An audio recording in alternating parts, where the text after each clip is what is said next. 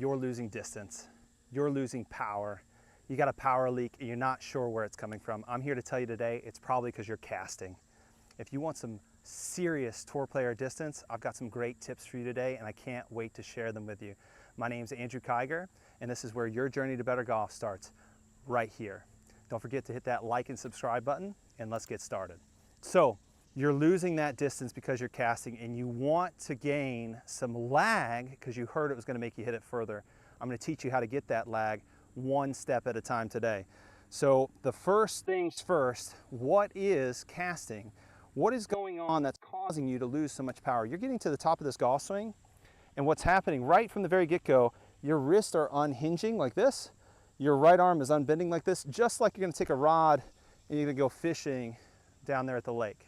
That's not what we want to do for the golf swing. We want to actually keep these wrist angles stored, keep this right arm stored for a little bit, and then deliver the speed in the right area and the right place for some serious power. But why is it happening? How are you casting and what caused you to do it in the first place? Let's go over some real reasons for why you cast it.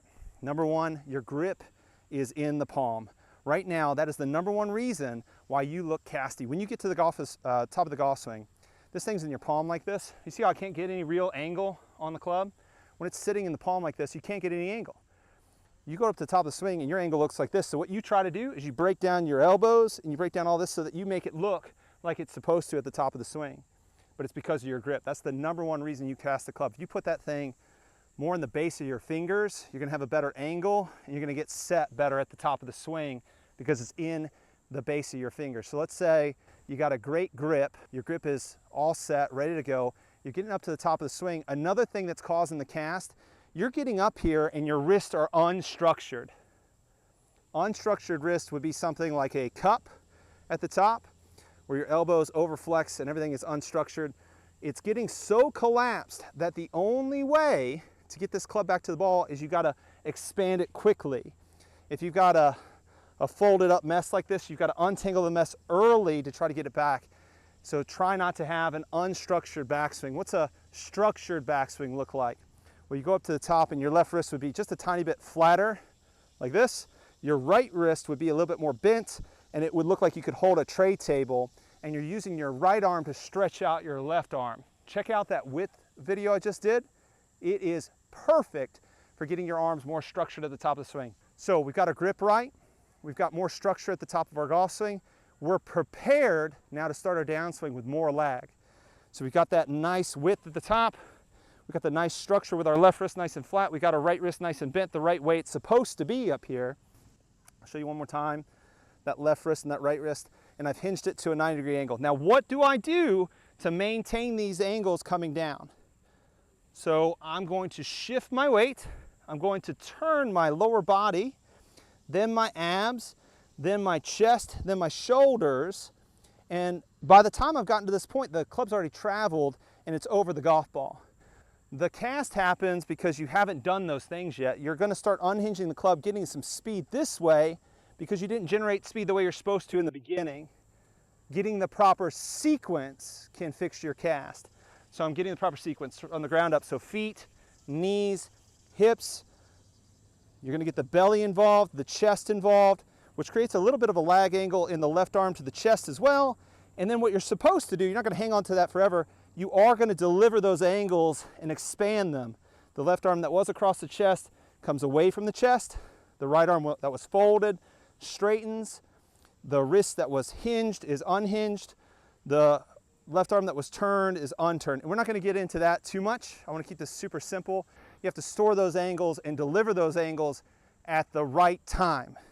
Okay, so if you want to have lag, you've got to have the right sequence.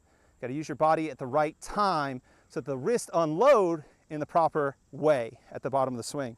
We definitely want to unload them.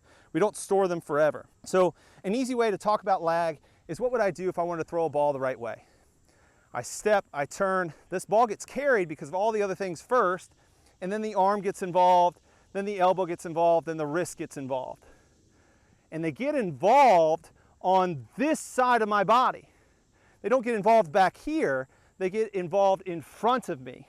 If you want lag, if you want distance, you're trying to deliver those angles more in front of your body to create speed out in front for more speed. You don't want speed out behind, you want speed out in front. So I'm going to go ahead and hit a couple with you with some serious lag and a little bit of casting. So the first one, we're going to cast it, show you what that looks like. I'm going to dump those angles early and lose a lot of distance.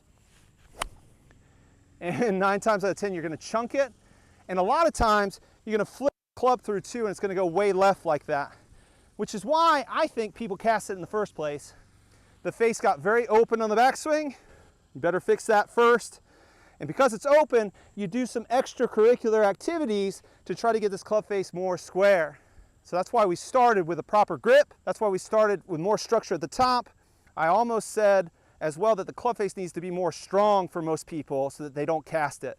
If you got this face open, you're going to flip it all day to try to square the face. You're going to cast and flip to get the face to look more left. Okay, we want to get in situations where we don't have to do that. So let's do the good one. We want to have more lag and deliver that angle. I'll do a couple of pump drills. It's a pretty simple drill to do. I've got good structure now. The club face is in a good position. I'm pumping down, feeling that pressure going to the lead side, start to unwind the body, start to bring the club down in front of me, and I'm going to unload this speed, this angle, past the golf ball to the finish. Let's give it a go here. So load it up, store, and then unload it, similar to cracking a whip, to snap it and create a little bit more energy down at the bottom. It's going to be really nice and loud, and we should hear a little crack on this one when this ball gets struck.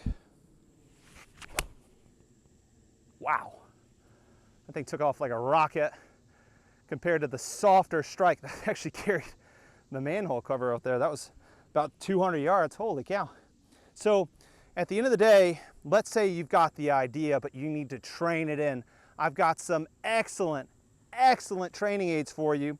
Let's start with the simple one. This is called the one. It's just a general idea that you're going to expand energy out during the swing. As I get to the top, this thing is down like this. As I put speed into it, it's going to expand and make a clicking noise when I unload the energy. This is a great tool for getting this thing to snap at the right time. If I do it wrong, it'll snap back here, and I'll hear the snap back here behind the ball. What do I want to do if I'm trying to train lag? Well, I want to try to snap it on this side of the golf ball. So here we go. Back, bam. Trying to snap it out in front.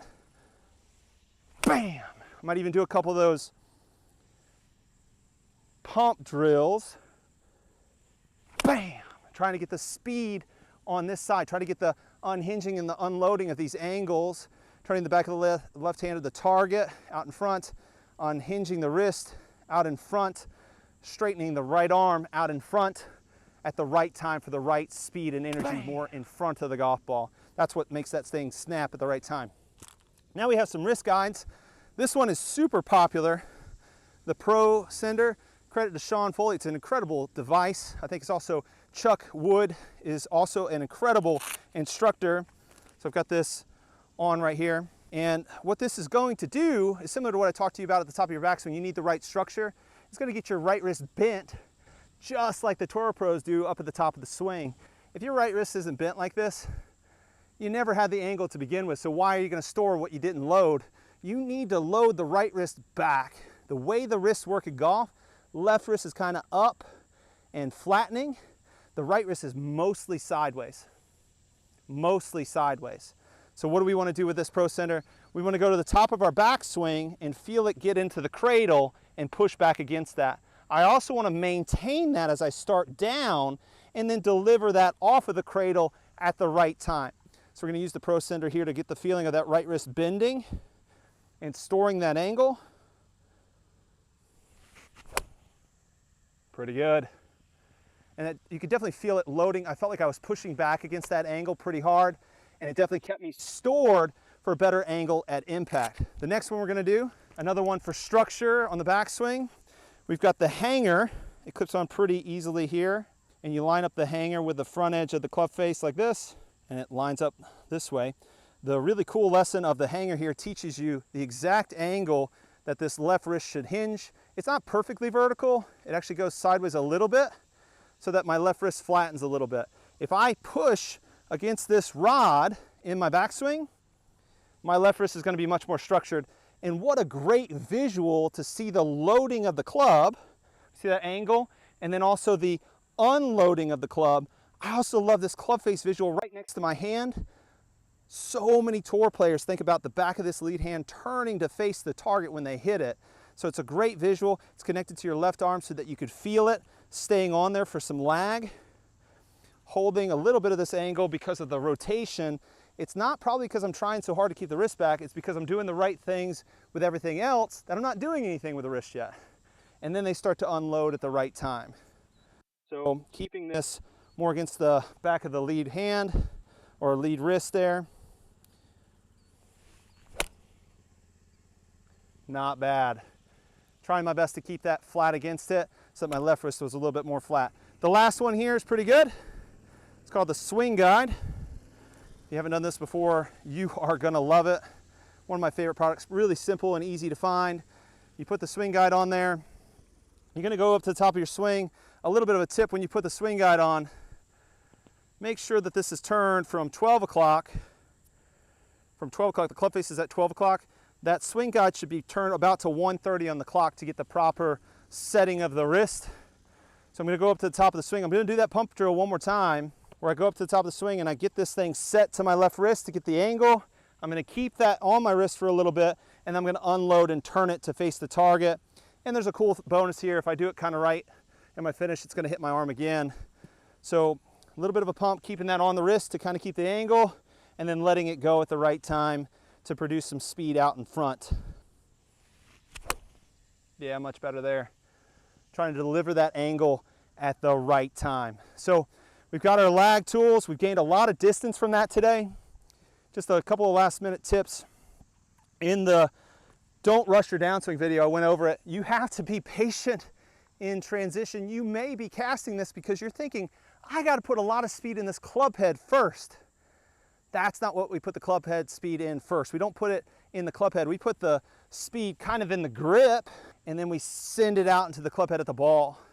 So if you're thinking club head as fast as you can, it should be more trying to get the hands to work around this arc first by shifting and turning your body, then put the club head speed in there as opposed to from the top. There's no rushing here early. We really want to speed it up later through the ball.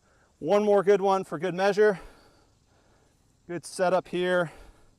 Good structure at the top of the backswing, and then let's get the lag right for some more serious distance. Another pure one. Whew, that definitely got more compressed, more ball first.